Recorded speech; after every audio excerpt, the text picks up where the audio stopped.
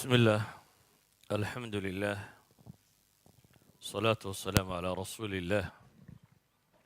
اللهم وفقنا لما تحبه وترضاه.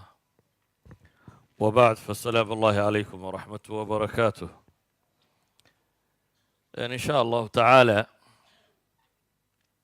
waxaynu ka warrami doonaa maqaasid alcibaadaat addunyawiyya ama danta laga leeyahay cibaadaadka adduunyo ama fawaa'ida dunawiga ay leedahay. waxaynu naqanaa arkaanu islaamku ama cibaadaadku waa aslan macnahooda koowaada loogu talagalay inuu yahay atacabud, in ilaahay loogu dhowaado subxaanahu wa tacaala, ilaahay loogu mahad celiyo, dembi dhaafna lagaga dalbado. kaasi waa asalka cibaado kasta uu qofka muslimkii sameeyo. oo ilaahay subxaanahu wa tacaala qur-aanka wuxuu inoogu tilmaamayaa cibaadaadkaba waxyaabaha laynoo saaray inay ka mid tahay inaynu ilaahay xusno una weynayno. aqim الصalaata lidikri walitukabiru allaha calaa maa hadaakum walacalakum tashkuruun ya ayuha aladiina aamanuu idaa laqiitum ilaahay subxaanahu wa tacaala wuxuu tilmaamayaa salaad hadday tahay waxaa laydin salaada u oogabaaba la yidhi ilaahay xuskii daraaddeed.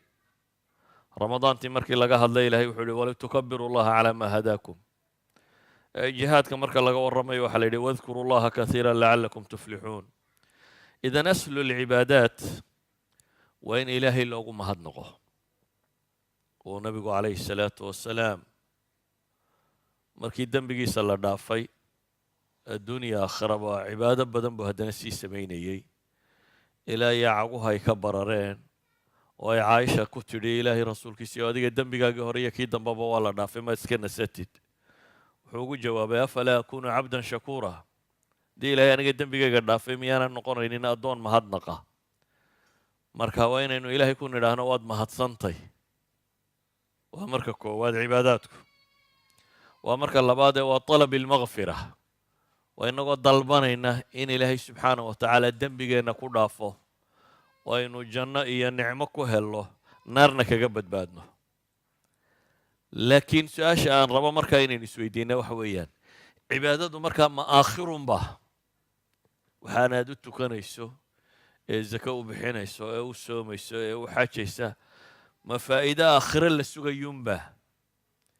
mise adduunkan aynu ku dul nool lahay ayay waxtar ku yihiin?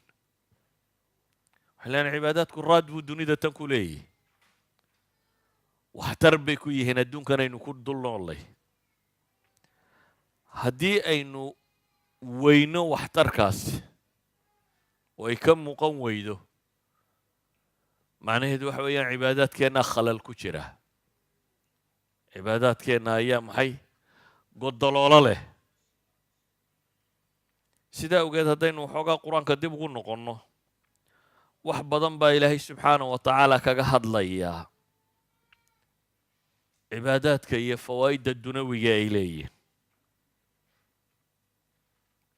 waxaan isku dayayaa kelimatu tawxiid inaan iyada ka tago mar gaara ka warramo, laakiin bal afarta kale inaan waxoogaa isdul taago. kow, haddaynu salaad soo qaadanno, ilaahay qur-aanka wuxuu inoogu tilmaamayaa ina asalaata tanhaa can alfaxshaa'i waalmunkar waladikru llahi akbar. ilaahay wuxuu inoo tilmaamayaa salaadu inay qofka ka reebto alfaxshaa waalmunkar, xumaha oo dhan, kiisa foosha xun leh iyo kiisa kaleba ee diinta iyo sharciguba dafireen ama diideen, inay salaadu reebto. taasi macnaheedu waxa weeyaan salaaddu waxay wax ka beddeshaa qofka suluugiisa, dhaqankiisa. qofka muslimka ah hadduu salaaddu salaad saxa oo tii la faray ay tahay, natiijada ka dhalata waxaa ka mid ah dhaqankiisa in wax iska beddelaan. walidaalika ba qur-aanku wuxuu tilmaamayaa maalan, ilaahay subxaanahu wa tacaala wuxuu ka warramayaa ina alinsaana khuliqa haluuca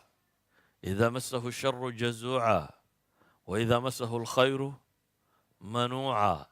ila almusaliin baa ilahay yidhi. ilahay wuxuu ka warramay bini aadamka siduu u abuuray. bini aadamka waxaa ka mid ah khuliqa haluuca baa la yidhi waxa la abuuray isagoo mid haluuca ah haluuca waxaa la yidhaahdaa culammadu labadan aayadooda damba fasiraya bay yidhaahdeen ina alinsana khuliqa haluuca idaa masahu sharu jazuuc waxay culammadu yidhahdaan waxa weeyaan waa midka markay dhibtu qabsato argagaxa markaa dhibaata ku dhacdo wuu dawakhaa wuu argagaxaa wuu wareeraa waayo adduunka hadduu qofku u qaato inay adduunku wixii oo dhan uu isagu yahay la'aantiisa ama dhibtiisa ama mushkiladiisa uu dawakhaa waidaa masahu alkhayru manuuca baa la yidhaha cagsiga haddii ay nicma haleeshana waa bakhiil gacan adag oo ku dheggan waayo qofku haddaanu aakhiro rumaysnayn haddaanu meel dambe uu rajo ka qaba aanay jirin sidaa tan baa ku dhacaysaa dabeetana ilaahay wuxuu ku tilmaamay sifadaa xun ee ah waa selfishnimo waa qof adduunka hadday mashaakil soo gaadhana naftiisu la weynto u warwarsan hadduu wax helana isagu isku koobayo aan gacantiisa furayn hadduu wax helana isagaa isku koobaya hadday dhibi haysatana wuu dawakhayaa baa ilaahay ku tilmaamaya dabeetana markii insaanka sifadaa lagu sheegay inuu leeyahay ayaa ilaahay wuxuu ku sifeeyey qaar iyagu sifadaa aan lahayn yacni qaar dhaqankoodu kaa ka gedisan yahi yaa u horeeya ila almusalliin baa ilaahay yidhi kuwa tukada markaasaa xagga dambena lagu tilmaamay kuwa salaadooda daa'imaynayeen sifaad doora inta lasoo sheegay taa macnaheedu waxa weeyaan qofka mu'minka ah ee dhabta ah ee salaaddiisu salaaddii saxda ahayd ay tahay ee sidii rabbi uu tilmaamay rumaysan ee wuxuu ku hadlaya garanaya ee suu tukanaya garanaya dhaqankiisa waxaa iska beddelaa arrimaha kan inaanu mashaakilku warwargelinin nicmaduna kibir gelinin ama keligii inuu noolaado inaanu u fakarin sidaa ogeed baa nebiga calayhi salaatu wasalaam baa agtiisa waxaa lagu tilmaamay niman saxaabahabaa waxay ka warrameen waxay dhaheen ninkaa hebele habeenkiina wuu tukadaa maalintiina waxbuu yaro qaadqaadaa bay leeyihin tuganimaa la sheegayaa habeenkiina waa tukadaa maalintiina gacantiisu ma dhowrsanaa dabeetana nebigu wuxuu ku yidhi calayhi salaatu wasalaam sidaa aad sheegaysaan hadday jirto ninkan nin salaatuleyl u kacayo habeen tukanaya hadduu yahay salaatuhu satanhaaha buu nebigu ku yidhi salaadiisaa ka reebi doonta yacni tanun ha la hubiyo inuu yahay nin habeenkii intuu soo toosto salaad tukanaya hadduu yahay waxau nebigu tilmaamayaa dhaqankaas iyo waxaanay sheegaysaan isma qabatee salaadiisa ayaa ka reebi doonta markaad qur-aanka dib ugu noqoto waxaa ilaahay qur-aanka inoogu tilmaamaya salaadu inay tahay waxyaabaha ugu waaweyn ee nolosha mashaakilkeeda loo adeegsada in lagaga hortago مثلا نبي الله محمد عليه الصلاة والسلام إلهي الرسالة صار رسالة الله صادري وحي الله شاقي وحي قا وحا لفري دوني دون إنو واجهو كهرتغو وحا لفري إنو دوني دا محي إنو كهرتغو بدلو أديك هدي لو هذا الدوني دا بدل محاد سمعين لهي هذا الكون كله بشر كدول صارنا هذا لقى ربا إنا تبدشو waxaad odhan lahayd project plan baan u baahanayaa dhaqaale intaa leeg dad intaa leeg aqoon-yahano intaa leeg ciidamo intaa leeg waxaa intaa leeg marka waxaa isla helo ayaan maxay ayaan projectkaa fulin karaa inaan dunida wax ka bedelo laakiin nebiyullaahi moxamed ilaahay wuxuu u tilmaamay warkaa culusna waan kuu sheegayaa waxaad adeegsanaysaana waa kan maxaa lagu yidhi yaa ayuha almuzammilu qum illeyla ilaa qaliila نصفه أو انقص منه قليلا أو زد عليه ورتل القرآن ترتيلا إنا سنلقي عليك قولا ثقيلا إن ناشئة الليل هي أشد وطئا وأقوى مقيلا إلهي وحكولي وركان استوضوب يو كان اسدد يو كعب الليل هبينك انتي سبضان كعوتكو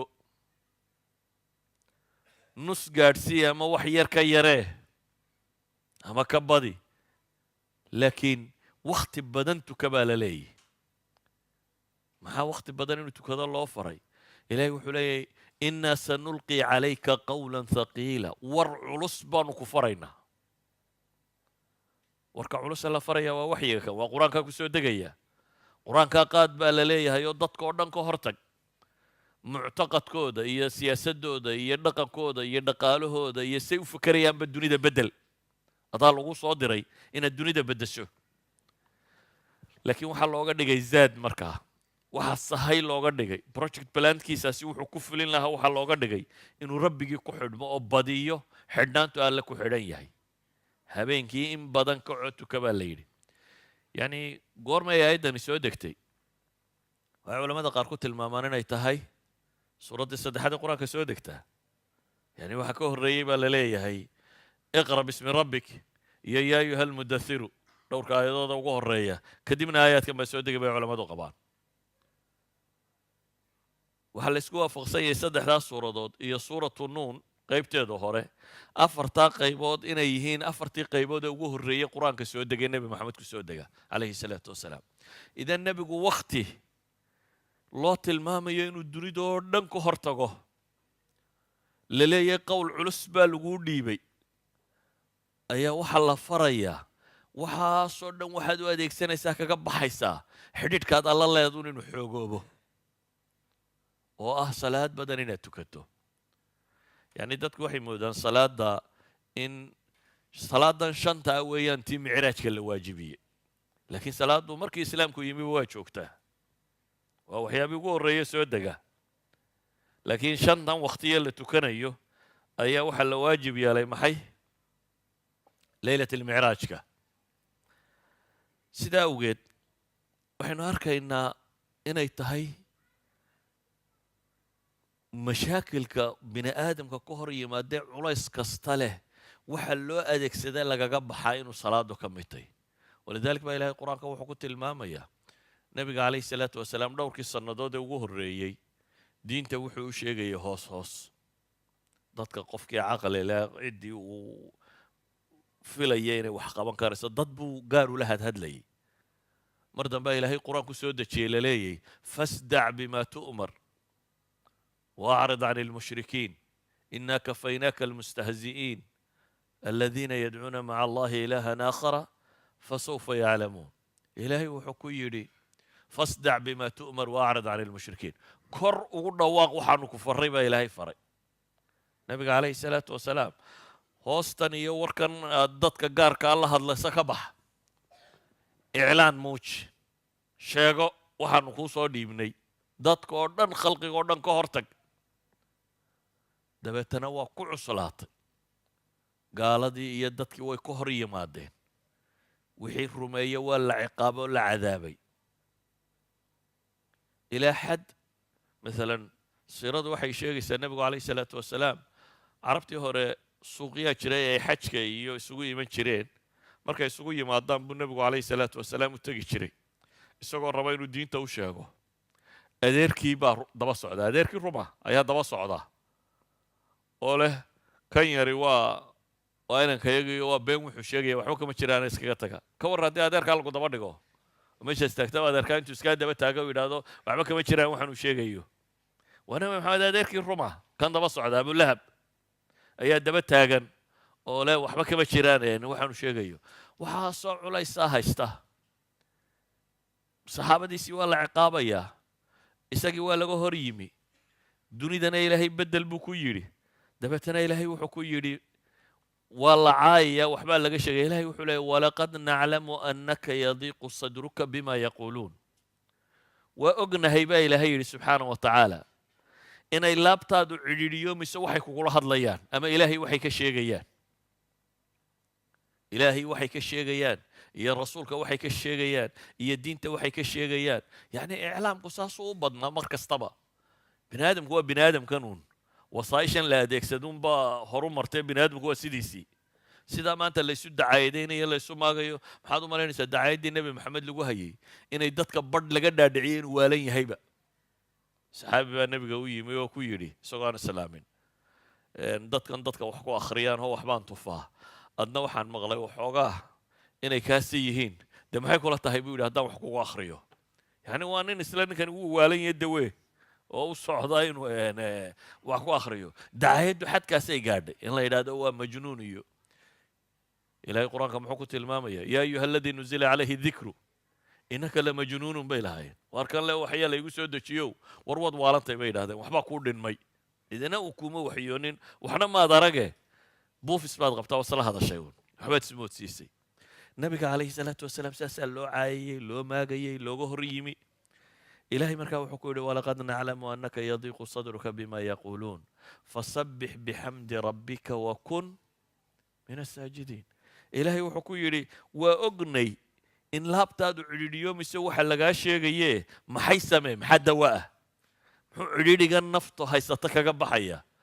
tasbiixse baa la yidhi adigoo ilaahay mahadnaqiisa ku dheehaya, subxaana allahi wabixamdi adigoo leh, oo wakun min asaajidiin baa ilaahay yidhi kuwa sujuudayana ka mid noqo, kuwa sujuudaya ka mid noqo, wacbud rabbaka xataa yaatiika kal yaqiin. ilaahay wuxuu u tilmaamaya markaasi waxaa problem kaa hor yimaadoo dhan waxaad u adeegsataa salaada u adeegso. sidaa ogeed baa nebigu calayhi salaatu wasalaam xadiidka ka sugan waxa uu tilmaamayaa idaa xasabahu amrun fazaca ila asalaa. hadday wax nebiga warwargeliyaan, hadday murugo geliyaan, hadduu dhib la kulmo salaada dhankeedu u carari jiray. yani hadday mashaakil qabsado fazaca ila asalaa. saasi daraaddeed buu bilaal tilmaamaya inuu nebigu odhan jiray arixnaa biha ya bilaal, xadiidkii abi daawuud isna saxiixa. arixnaa biha ya bilaal, war bilaalow inoogu raaxee. idan salaadu waa cibaado ajar lagu raadinayo, janno iyo aakhiro lagu raadinayo. yes kaawayt waxay kaloo tahay waa cibaado la raba adduunka iyo problemkiisa in loo adeegsado, adduunka iyo qofka mashaakilka haysta inuu u adeegsado. walidalik baa ilahay qur-aanka wuxuu inagu leeyahy yaa ayuha aladiina aamanuu istaciinuu biالصabri wالsalaa waاstaciinuu biالصabri wالsalaa wainaha lakabiiraة ila cala alkhaashiciin. labada aayadood ee suurat lbaqara ku jira ilahay wuxuu leey war kuwa iimaanka laga helayo istaciinuu biالصabri wالsalaa, arrimihiina waxa u kaalmaysataan sabir iyo salaad baa ilaahay leeyahy. mashaakilaadkiina adduunyo iyo waxa mashaakil idinka hor yimaadoo dhan war waxa u kaalmaysataan baa ilaahay leeyahy bisabri wasalaa. laynama fareen oo laynama yidhaahdeen u kaalmaysta haddaanay wax ka taraynin. waxay leenahay marka salaadu dhaqanka qofka waxbay ka beddeshaa, dhaqanka qofka waxbay ka beddeshaa, akhlaaqiyaadkiisay beddelaysaa, waxay xoojinaysaa xidhiidhku ilaahay la leeyahay, waxaa fududaanaya mashaakilka kaa hor yimaadoo dhan. qofka bini aadamkaahi asliyan hadduu rumaysan yahay sanad xooggan inuu ku tiirsan yahay wuxuu u haystaa wax walba inuu qaban karo. haddaad rumaysantahay cid kaa dambayso oo xooggani inay jirto, qofka rumaysan inuu rabu samaawaati walardi ku xidhan yahay oo ishortaagayo oo maalin kasta wax weydiisanayo la hadlaya. idan waxaynu leenahay cibaadatu salaa waa inay dhaqankeenna iyo suluugeenna iyo behaviorkeenna saynu u dhaqmayno iyo saynu wax u qabanayno iyo saynu wax u arkayno ee nolosha adduunyaa waa inay wax ka beddeshaa. innagana waxaaba laga yaabaa inay iyaduba culays baynugu tahy. salaadda inaga saar iyo salaadda inaga rid iyo salaadda inaga reeb midhan, yani kaanama mashaakil iyo culaysku saaran uu yahay oo aad dhan isaga dhigayso. ilaahayna wuxuu ina leeyay war adeegsada iyada kaalmaysta. maalan zakaa layna faray, nacam aakhiro iyo janno iyo gufraan dunuub iyo ajaro waaweyne waa ku soo arooreen. laakiin ilahay wuxuu leeyahy khud min amwaalihim sadaqatan tutahiruhum watuzakiihim baa la yidhi. waxaad ka qaadaa sadaqo, zakawaad ka qaad. maxaa looga qaadayaa? litathiiri nufuusi wa taskiyatiha, in nafta lagu daahir yeelo o lagu nadiifiyo ayaa looga qaadaya. nafta in lagu daahir yeelo, kow in naftaada aad ka daahir yeesho bakhaylnimada iyo shaxiixnimada iyo keli noolaanshiyaha iyo selfishnimada iyo anaaninimada, waxaas oo dhan inaad ka daahir yeesho. maxay? wax kastoo xumaa ah. waxay kaloo tahay oo nebigu leeyahy calayhi salaatu wasalaam tu'khad min aghniyaa'ihim وترد إلى فقرائهم waxaa laga qaadaa buu nebigu yidhi dadkooda wax haysta oo waxaa loo celiyaa maxay dadkooda aan waxba haysanin macnaheedu waa maxay waa in bulshada muslimka ay hesho waxaa loo yaqaano atakaaful alijtimaaci isku filaanshiyo waa inaan bulshada qof baahani ku jirin innagu sidan aynu u isticmaaleen midhayntan iyo waxa kani waynu sii macno tirray laakiin sekadu waxay ahayd institution dhan oo islaamiya oo si gaara wax looga qaado waxaa laga yaabaa inaad tidhahdo zakadu miyay ku filantay waxay yidhaahdaan usuulu zakaat sida loo qaado iyo midbaa wuxuu isbarbar dhigay iyo cashuurta waddanka maraykan u qaado haddii nidaamka zakada loo qaado buu leeyahay cashuurtana loo qaado cashuurtu waxay noqonaysaa buu leeyahay 3% haddii nidaamka zakada loo qaado zakaduna waa imisa 2.5% weeyaan almost dalka maraykan haddii zaka laga qaado wuxuu ku dhow yahay cashuurta laga qaado de laakiin waxaa kala gedisan labada system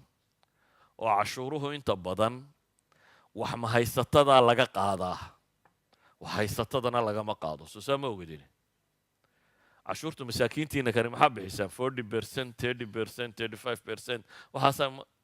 dadkan xoogsatadii bixiyaan dadka wax haystaana maxay bixiyaan waxay bixiyaan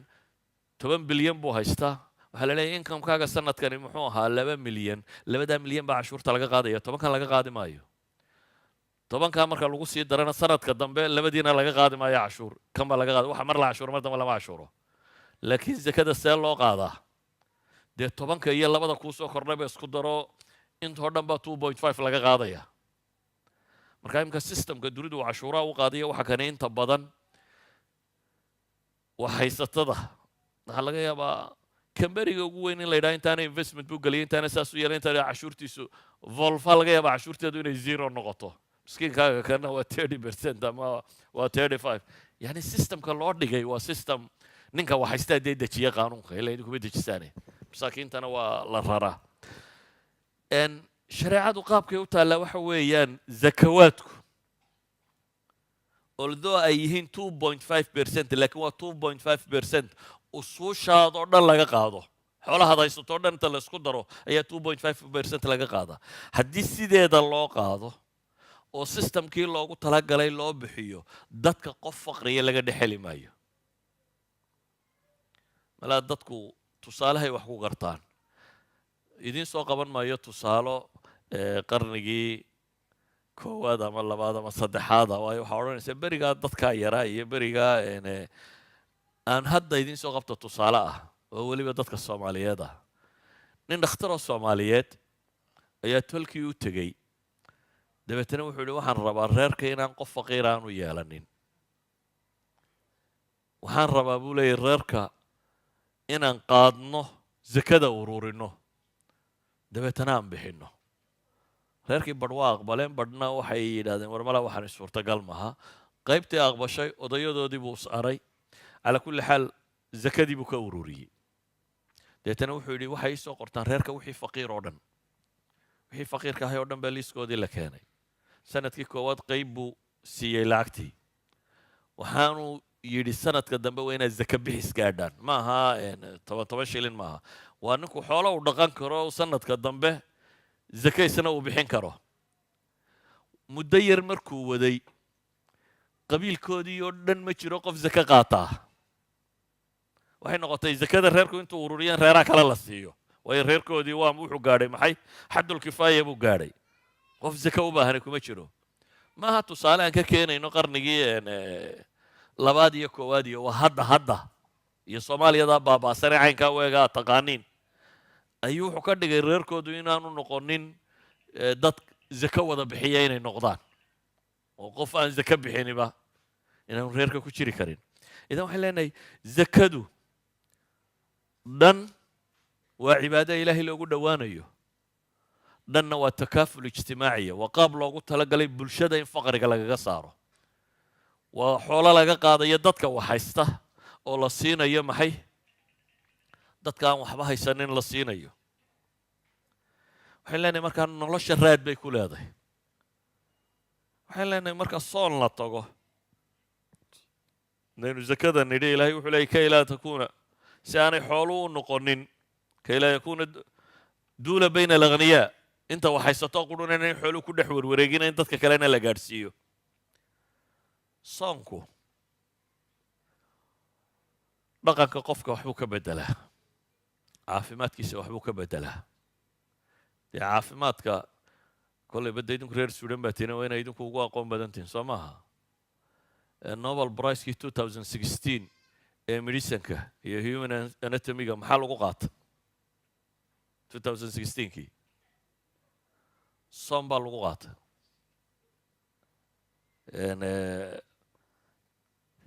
nin u dhashay waddanka jaban yoshinori osumo la yidhaahdo, professorkaasi baa qaatay nobel pricekii medicinka, waxaanu ku qaatay soonka. wuxuu ku qaatay waxay qolada biologigu u yaqaaniin autophagy. waa system jidhkeennu repairing buu sameeyaa. jidhkeennu isagaa dib isu kabo isu repair gareeya. marka laba system baa jira oo unugu sameeyo oo qaabku dib isugu sameeyaa. haddaynu aragti guud ka bixinno waxay tahay, maalan haddaynu gaadhi ka soo qaadno, gaadhigu hadduu kharaabo maxaa la sameeyaa? haddii uu kolba aad samayso oo cilladoobo marka dambe waxaad tidhahdaa warkan dhaqaalaha gelaya waxa ayaa ka badanba samayntiise tuuro mid cusub iibso. socankaa ma aha. system jidhku wuxuu leeyahay system odhanaya unuga marka inputkiisu ay ka badato outputkiisa, energyga iyo wuxuu isticmaalaya marka uu ka bato shaqada uu qabanayo, waxaa la yidhahaa unugan ha laga takhalluso, waa la dilaa. dabeetana markuu unugaas gaboobay ama tamar darreeyey ama cayn ka noqday la dilo, inta la furfuraabaa sbeer baadh laga dhigaa. jidhka haddana dib uu isticmaala. qayb labaad baa jirta oo ah haddii unuga wax ka midi cilladoobaan, maalan gaadhigii aad wadatay baaterigaa fadhiistay, maxaad samaysaa? ma gaadhigaad tuurtaa mise waxaad tijaabisaa inaad baateriga ka tuurto oo baateri kala geliso? autophagy systemku wuxuu sameeyaa unugu marka qaybay cilladowdo, qaybta cilladowday buu ka tuuraa, dabeetana waa loo repair gareeyaa. qaybtii la tuurayna dib baa loo burburiyaa, dabeetana waxaa laga dhigaa wuxuu isticmaali karo jidhku. idan waxay leeyihiin systemkaasi inuu si xooggan u shaqeeyo, waxyaabaha kiciya ee dib u soo qaada waxaa ka mida bay leeyihiin soonka. haddaad soonto bay leeyihin systemkan shaqadiisaa fiicnaanaysa. dadminis waxay leeyihin haddaad rabto inaad dhallinyaro noqoto soonka badso. haddaad rabto bay leeyihin inaad hore u gaboobin soonka badso. haddii jidhku ku yaro duuduubmo bay leeyihin aad rabto inuu kuu kala baxo waxba tajmiilka ha tegina soonka badsay leeyihin. yacni kullu dalik waxay leeyihin waxaa tari kara soonka. waa soon sideeya markaa. awal waxay odhan jireen cunada iska daayo, liin macaanta cab, waxaan iska daayo, biyaha cab, waxaan iska daayo. wuxuu leeyahay professorkaasi waxa ugu fiican 16 saacadoodna inaad soomanaato 8na wax cuntid. 16kaa saacadood ee aad soontee sida rasmiga aad u soontay bay leeyihin unugyada liitaa way dhimanayaan. unugyada awalba tamarta daraa shaqada way ka baxayaan. kuwa systemkanna waa la kicinaya, waxyaabaha kiciya gaajadaa ka mida bay leeyihin. systemkanna waa la kicinaya. systemkaasi markaa wuxuu samaynayaa inuu wixii unugyada liitaa ama ribeerka u baahan labada shaqaba inuu qabto. taasi waxay keensanaysaa bay leeyihin haddaad caafimaad rabto soonka badso. weliba ra'yigiisu wuxuu yahay waxa fiican bay leeyihin toddobaadkii inaad 2 maalmood soonto. shareecadu maxay qabtaa? toddobaadkii maxaa laynagu yidhi? waxaa idiin sunno ah inaad soontaan maxay? isniin iyo khamiis. gaalka jabaniiskii wuxuu leeyahy waxaa fiican toddobaad kasta inaad 2 maalmood sidaasi yeesho. waxay leeyihin haddii kale inaad bil isku bixiso bay leeyihin. ciddaan labadan soomaynina maxay soontaa? bil bay soontaa. idan waxay leeyihin soonku kow iminka waxay qabaan soonku inuu yahay waxyaabaha ugu waaweyn ee caafimaadka laga qaado. waxyaabaha ugu waaweyn ee qofka caafimaadka qaba caafimaadka u kordhiya. dad badanoo xanuunsanayana xanuunada ay kaga takhallusi karaan. ilaa xad ay hadda tijaabooyin wadaan ah haddii soonka loo badiyo dadka kasar ku dhaca ama waxaana ku dhacaan ma ka bogsan karaan aaraadaasa hadda taalloo la wadaa nin caalima muslima wuxuu qoray kitaab la yidhaha mucjisatu siyaam dabeetana waxaan sidhi buu yidhi war kitaabkii dib u cusboonaysii bal hadda buxuusta soo baxday eeg 3 sano gudahood buu leeyahay 900 oo research oo cusub oo jaamacaadka dunidu sameeyeen baan helay buu leeyahay oo ku saabsan soonka warramaya waxay leenahay markaa soonku caafimaad ku hagaajiyaa wuxuu kaloo hagaajiyaa dee dadka dhaqankooda oo dhan oo nabigu calayhi salaatu wasalaam wuxuu ina leeyahay man lam yadac qawla azuuri walcamala bihi qofkaan iska daynin beenku hadalka iyo ku camalfolkiisa aan iska daynin ilaahay baahi uma qabo gaajadiisa buu nabigu tilmaamaya macnaheedu waa maxay soonku waa training la rabo inaad gasho oo intaad trainingkaa ku jirto in noloshaada wax iska bedelaan maxaa iska bedelaya مثلا nabigu wuxuu leeyahay haddii lagula dagaalamo waxaad tidhaahdaa maxay innii saa'im waxaa la rabaa 11 bilood oo kale sidaad u dhaqmi lahayd inaad trainingkan u gasho ninka askariga ah markaaynu rabno inaynu qof askari ka dhigno maxaa la sameeyaa ma la wacdiyaa mise waa la tababaraa haddaynu ka warran waxbaanu kuu sheegaynaa dagaaladu waa wax adag waa la haraadaa waa la gaajoodaa dagaal baad geli doontaa dee waa inaad markaad dagaal gasho nin raga noqotaa sidaa nin ragga ma ku noqonaya may kula tahay maya waxaa la gelayaa training dhab ah waxaa la geeyaa duruuf gaajo iyo haraad iyo buuro iyo waa la soo ciqaabaa si uu u barto adkaysiga ah hadhow markuu nolosha ka qayb gelayo ama dagaalka dhabta ah markuu galo inuu noqdo maxay qof adag ramadaanku iyo cibaadaadku noocan oo kale ay ka tirsan yihiin waa training qofka la siinayo oo sanadkii mar uu gelayo oo kadib la rabo 11 bilooda kale isagoo bartay dulqaadka isagoo bartay waxbixinta isagoo bartay cibaadada isagoo bartay isku xidhnaanta waa midnimada muslimiinta wax tilmaamaya caalamulislaami oo dhan ama dunidoo dhan waxa joogeen muslimiin ay mar qudhana wada soomaan mar qudhana wada afuraan bil qudha soomaan bil qudha afuraan idan waa wax isku xidhaya dadka muslimiinta ah waxaan leenahay waxaa layna faray oo maalan arkaanteenna ka mid ah maxay xajka ilaahay wuxuu yidhi liyashhaduu manaafica lahum markii nebi ibraahim la yidhi dadka ugu yeedh ugu baaq waadin binnaasi markii la yidhi dadka ugu yeedh xajka waxaa la tilmaamay inay iman doonaan iyagoo mid bog laalan iyo mid kaleba fuushan iyo mid lugaynayaba maxaa loo imanaya xajka koowaad markaynu ka nimaadno jaanibkii cibaadada ah waxaa la yidhi liyashhaduu manaafica lahum inay soo xaadiraan manfaca maxaa ka mid ah mid dhaqaalaa ka mida mid siyaasadeed baa ka mida mid akhlaaqiyeed baa ka mida mid wax kastoo ay noloshu leedahay xajku wuu koobaa kow waa meel loogu talagalay in caalamulislaami oo dham isugu yimaadaan xajku waa cibaadaadka la ogol yahay in tijaaradana la sameeyo oo fii suurati albaqara waa ka ilaahay ku tilmaamaya falaa junaha calaykum lagu tilmaamayo idan wuxuu noqon lahaa xajku haddii sidii loogu talagalay loo isticmaalo meel dadka muslimiinta dunida ku nool oo dhammi macrad ay dhaqaalahooda kusoo bandhigaan macrad la isugu yimaado caalamulislaami waa la kala googooyey iniba dhan bay ujeedaa iniba dowlado macaaradooda waxay ku xidhan tahay reer galbeedka iyo waddanno kale laakiin xajku waxaa loogu talagalay inuu noqdo meel dunida oo dhan waxa muslim joogaan hantida ay kusoo bandhigi karaan cid waliba waxay soo saarto cid waliba symposium la isugu yimaado oo macrada oo cid waliba ay keento maxay dhaqaalahay wadatoo dhan xajku waa meel loogu talagalay ummadda muslimka madaxdeedu inay ku jirto isugu timaado oo ahdigii saxaabada iyo cumar wilaayaadka islaamiga dadka haysta oo dhan buu odhan jiray kaalaya shucuubta muslimiinta oo dhanna kaalaya wixii cabanaya halkaasi ugu garraqi jiray wixii boliciya la isfaraya dunida waa shir caalamiya oo isugu imanayaan qaadat ilumma xajkuba iyo culammadii hore waxay u haysteen inuu yahay meel la isugu yimaadaan alculamaa culammada muslimiinta ee dunida ku kala nool ee ninba fanni ku takhasusay ama aqoon dheeraada u leeyay xajkaa la beegsan jiray inaad sheekh hebel kula kunto oo markaa ciddii fanni gaara lagu tuhmaya ay dhigto wakhtiga xajka la joogo oo ay culamada kale intay isugu yimaadaan haddaad kutubulxadiid akhrida makaan akhrido waxaad arki un iyadoo taraajumta uu leeyahay dabeetana wuu xaj tegey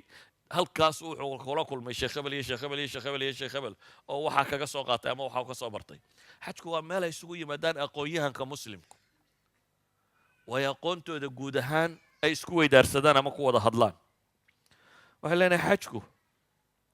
waa meel ay shucuubtu ku bractigarayso dhaqanka islaamiga caadiga ah. halkan marka ay joogno nin waliba guri gaara buu iska leeyay. xataa hadday carruur iyo reer kula joogaan markaad qolkaaga gasho odaygiibaa hurdaa la yidhaahdaa wada aamusa. xajku waa nololtaa ka gedisan. meel baa isugu imanaysaan bannaan baa dadkao dhammi seexanaya. mid jirraqsanaya iyo mid salalaya iyo mid khuurinaya iyo bannaankaasaa dadkao dhammi wada hurdaa. waa meel ay midnimada iyo sinaantu ka muuqato. laba maro isku noocaa dadkao dhammi sitaa. dharka waxyaabaha dunida loo qaato waxa ka mida bay idhaaheen shaarra inuu noqdo calaamad astaan. dabaqo waliba dhar gaara bay xidhataa. dabaqo waliba bini aadamka ka mid baa dhar gaara. siyaasiyiintu dhar gaaray xidhaan, culammadu dhar gaaray xidhaan, askartu dhar gaaray xidhaan. waxay yidhahdaan waa shaara, waa astaan bay yidhahdaan. waa kuwan qolada psychologigu yidhaahdaa dharka ma inagaa xidhanna mise isagaa ina xidhay yidhaahdaan. tajriba Bristol University ay ku sameeyeen oo tajaaribta caanka ah.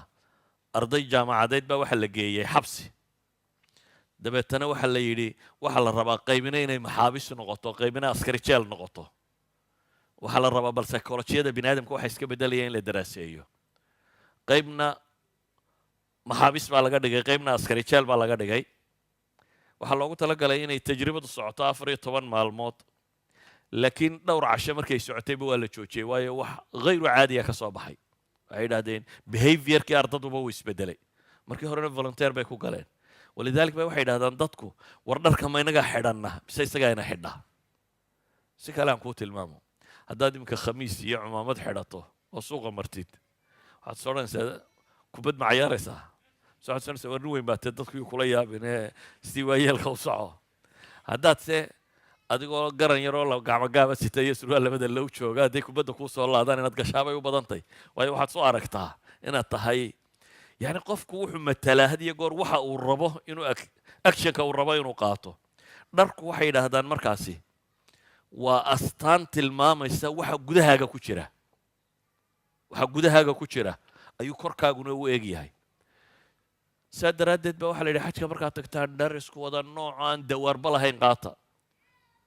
dee dabaqada maalqabeennada iyo dabaqada siyaasiyiinta ee dhar gaaray xidhan jireen soo maaha. kuwa masaakiinta waxa la yidhi isku darsama dhammaantiin.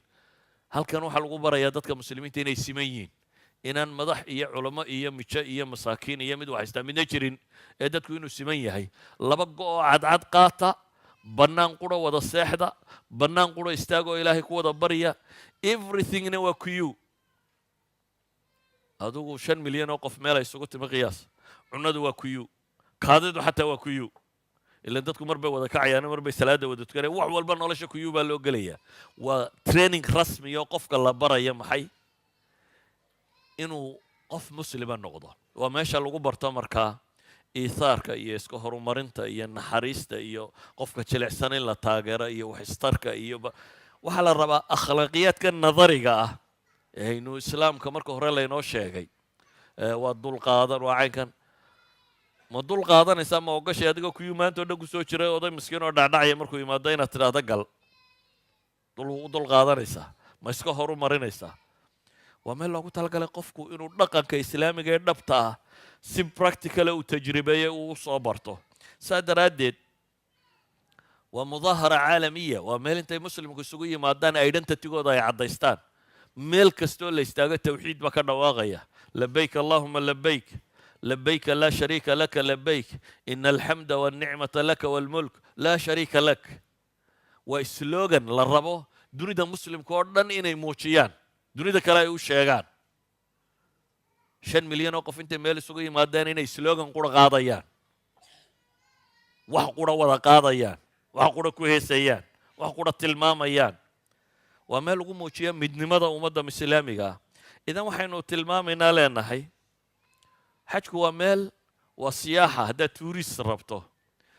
tuurisamka xaggee la tagaa dadku مثلا imka waxaad maqlaysaa masar baanu tagnaa ahraamtii baanu tagnaa ahraamta ma taqaanaa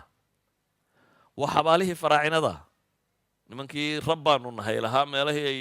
dadka dhan ummad dhan bay addoonsadeenoo ku tala galeen inay xabaasha lagu aasi doono madaxweynaha in la dhiso ahraamtan aad arkaysaa waa xabaalo waa xabaalihii loogu tala galay boqorradan iyo dadkan in lagu aaso marka intaad lacag ka bixiso ayaa waxaad tegaysaa maxay xabaashii fircoon ama waxa lagu odhanayaa qalinkii shakespeare wax ku qori jiraad soo arkaysaa intaad london u dhooftaan oo museumka tagtaan baa lagu odhanayaa museumkan lacag baa lagu gelayaa maxaad arkaysaa qalinkii shakespeare ama kursigii shakespeare ama boqortooyadii victoria waxay ku fadhiisan jireen waxaasaad arkaysaa haddaba muslim baatee ma rabtaa inaad soo aragto awalu beyt dunida laga dul dhiso cibaado loo dhiso ina awala beytin wudica linnaasi laladii bibaka baa ilaahay leeyahy adduunkan aynu ku noolay gurigii koowaad ee loo dhiso cibaado ilaahay lagu caabudayo waa gurigaa ku yaal baa ilaahay leeyahy maka meeshan kacbada dadku dhagax madow bay moodaan maradan madowba saaran war waa qol meeshu waa qol yaroo dhisan qol caadiya xajarul aswadkuna meesha yare la dhudhunkanayuu koorahaasu ku jiraa laakiin waa qol caadiyo albaablahoo la furo oo la geli karo oo lagu tukan karo saa daraaddeed baa ilaahay wuxuu leeyahy awalu beytin wudica linnaas ma rabtaa gurigii koowaad ee dunida laga dul dhiso ee ilaahay lagu caabudayo waa kaa مثلا النبي عليه الصلاة والسلام wuxuu tilmaamaya masjidu khiif halka dhagax tuurka masaajidka dhinaciisa ku yaala 7 nebi baa maray buu nebigu leeyahay 7 nebi meel 7 nebi ku tukatay ama martay ma rabtaa inaad aragto ma rabtaa dhulkii nebi maxamed mari jiray calayhi salaatu wasalaam ama cumar iyo abibakar iyo saxaabadii ay mari jireen ama waxaad culamo maqashay shaafici iyo maalik iyo ragga ahaa dhulkay mari jireen ma rabtaa inaad soo aragto ma rabtaa taariikhdii islaamiga ahayd inaad dib u daraasayso waa siyaaxa waa tuuristu qofka muslimkii meel uu tuurist tago waa meesha ugu fiican oo taariikh dhan oo islaamiya oo uu dib u soo daraasaynayo waa meel ay isugu yimaadaan bay leeyihin rijaalul acmaal maalqabeennada iyo dadka projectska watay wax kala iibsanaya idan waxaan leenahay cibaadaadka markaynu sidaa u eegno intaynan gaadhin aakhiro iyo aakhiro maxaa lagu helayaa intaynan tegin aakhiro ilaahay wuxuu inoo ballan qaaday in janno lagu helo naarna lagaga baxsado waana shayga ugu muhiimsan aynu raadinayno oo soonka aad caafimaadid maaha danta koowaad aynu ka leenahay danta koowaad aynu ka leenahay waxa weeyaan maxay aad ilaahay ku caabudid oo alle ugu dhowaatid waxaynu cibaadaadkan oo dhan u samaynaynaa inaynu ilaahay ku xusno inaynu khaflada kaga baxno iyo takaafulka inaynu muujinno baahidaynu alla u qabno iyo saynu foqoro u nahay iyo ilaaha haniga ee raxmaanka ee raxiimka inaynu barino kuwaasi waa aakhiro waxaynu ku doonaynay adduunkana waxaynu leenahay waa kow waa wax nafta bini aadamkaa lagu daahir yeelo oo akhlaaqiyaadka liito oo dhan cibaadaadku way kaa nadiifinayaan wax kasta oo akhlaaq oo wanaagsan oo sharcigu inu farayna waa trainingkii lagu qaadanayay cibaadaadku waxay muujinayaan waxdat lumma midnimada ummadda masalan salaada xaafad waliba masaajidkeeday ku tukataa laakiin waxaa la yidhi jimcaha isu kaalay oo maxay meel qura ku wada tukada waxaa la yidhi ciidka magaalooyinka oo dhan ha isu yimaadaan oo mid qura ha ku wada tukadaan waxaa la yidhi xajka sanadkii mar ha la isu wada yimaado meel qura la isu wada yimaado waa midnimo wax muujinaya xajka markaad tagto wixii dunida af lagaga hadli jirayba dad ku hadlayaa jooga wixii midab bini aadam lahaaba dad lebaa jooga siday bini aadam u ekaayoo dhan mid indha yaryar iyo mid indha buurbuuran mid tima adag iyo mid tima madow iyo mid tima cad mid cad iyo mid madow nooc waliba waa taagan yihiin waa wax muujinaya midnimada dadka muslimiinta ah idan cibaadaadku waa shicaar muujinaya matalan waxaa la yidhi salaada haddaad gurigaaga iskaga tukato iyo haddaad masaajidka ku tukato 7 ajar ama 5 ajar ay si dheeryihin yacni 5 salaadood aad guriga ku tukatay waxa la ajara maxay midaad halka ku tukatay oo ma wax dheeraadaad akhridaad u malaynaysa waxaaba laga yaabaa taa guriga inaad qur-aan badan akhrido laakiin maxaad samaysay walaalkaayoo muslimaad garabka ku qabata oo aad ilaahay u wada jeesateen isku xidhnaan baa muujiseen dhammaantiin ay ilaahay u wada baahantihiin saa ogeed waxaynu leenahay cibaadaadkan iyo soonkan iyo zakada tan takaafulka ijtimaaciga bulshadu inay isku wada socoto oo tacaawuna yeelato iyo xajkan acmaashoo dhan kulmiyey cibaadaadkeenna markaynu sidaa u eegno waxaynu leenahay waxa ay tilmaamayaan manaafic badan oo dunawiya inay leeyihiin laakiin waa marka loo qabto sidii loogu talagalay haddaynu aragno markaa manaaficdii iyo ka muuqan weyday cibaadadeenna macnaheedu waxa weeyaan khalal baa galay qaabka muslimku uu cibaadaysto tii la rabay waxbaa ka qaldan majoritigeennu sidii la rabay umuu dhaqmin ama maynan si fiican u fahmin waayo salaadaadu hadday noqoto un tamtama ma waxaad akhriyayso wuxuu yahay baanad garanaynin ma macquul baa inaad 50 sannadood tukato haddana intanaad ku tukanayso cala alaqal inaad macnaheeda garan weydaa raganima taasi 50 sannadood wax akhriyo weligaa ha fahmin say tahay nin 50 sannadood faatixa akhrinaya oo weligii garanin faatixay maxaa tahay waa 7 aayadood yani waxay ahayd waxaanaynu ilaahay kula hadlayna inaynu garanno macaaniday sheegaysa inaynu garanno ataxiyaadkana inaynu garanno subxaana allahi wa bixamdi waxay tahay inaynu garanno inaynu cibaadaadka dhadhansannaabay ahayd waxaad dhadhansan kartaa waxaad garanayso waxaanad garanaynin ma dhadhan waxayni waxay iska noqdeen tamtama wax la qaybo uno sidaasaa loo sameeyaa ramadaanteenni saasaa loo sameeyaa xajkii saasaa loo sameeyaa laakiin macnihii ka dambeeyey maynan dhuuxin marka waxaynu u baahannahay cibaadaadkeennu inay noqdaan cibaadaadkii sharcigu uu jideeyey ee ilaahayna faray subxaanahu wa tacaala si ay u yeeshaan midhihii la rabay in laga goosto oo intaynan midhaha aakhiro gaadhin waa inaynu adduunka midhahan ku dhadhaminaa haddaad adduunka midhahan ku weydo shakay leedahay aakhirana in midha laga heli doono ilaahay fadligiisu waa badanyo odhan mayno la heli maayo laakiin waa astaanaan qurux badnayn waa inaynu hellaa midhihii adduunka marka waxaan uga dan leeyay darsigan oo dhami wuxuu yahay war islaamnimadu iyo cibaadaadka ilaahayna faray ilaahay wuxuu leeyahy diintan waxaan u soo dejiyey limaslaxatikum idinka dantiin looma soo dejinin diinta in laynugu ciqaabo ramadaan baa ilaahay ka hadla markaasaa la leeyahy liyukhafifa cankum in laydiin fudaydiyo noloshaa la rabaa cibaadaadkani ilaahay wuxuu leeyahay waa system nolosha aan idinku fudaydinayo ilaahay haddaynu caabudno iyo haddaynan caabudin midna waxu kordhi maayaan